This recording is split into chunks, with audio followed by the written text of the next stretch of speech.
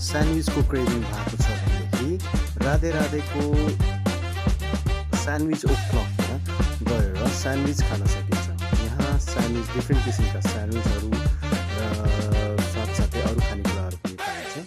हामीहरू आज यहाँ गएर सर्टेन स्यान्डविच र कफीको चाहिँ हामी टेस्ट गरेका छौँ र यसको रिभ्यू र यहाँको के छ एम्बियन्सहरूको बारेमा तपाईँहरूलाई जानकारी दिँदैछ।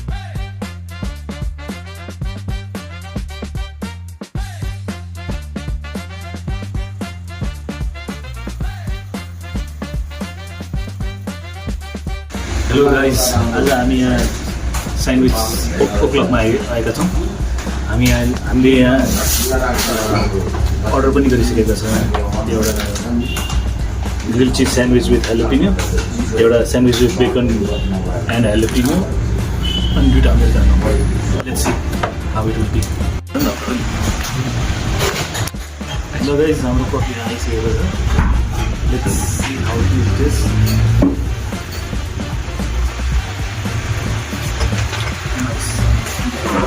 हेलो गाइस, हाम्रो यो स्यान्डविच आइसकेको छ। यो ग्रिल चिज स्यान्डविच, यो sandwich with bacon. Let's try it and see how it is. म चाहिँ बेकन खाँदैछु।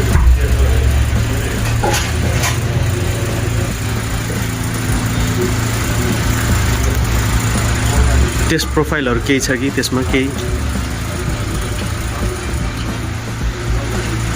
बेकन चाहिँ पोर्कको फ्लेभर पोर्कै हो। पोर्कै हो नि। पोर्क मिस बेकनको जुन फ्लेभर भन्दाखेरि सटिनेस भन्दाखेरि पोर्कको फ्लेभर बढी आयो।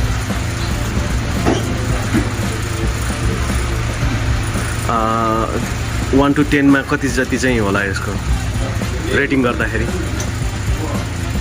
As a sandwich, I would say 6.5. 6.5. Bacon चाहिँ साह्रै ठिक हो।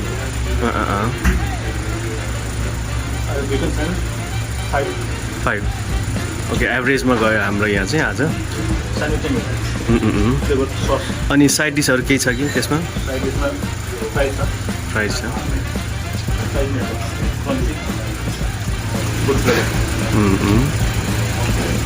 ओभरअल फ्लेभर त राम्रो। फ्लेभर राम्रो भए पनि एभरेज 5 मात्र पोइन्ट चाहिँ।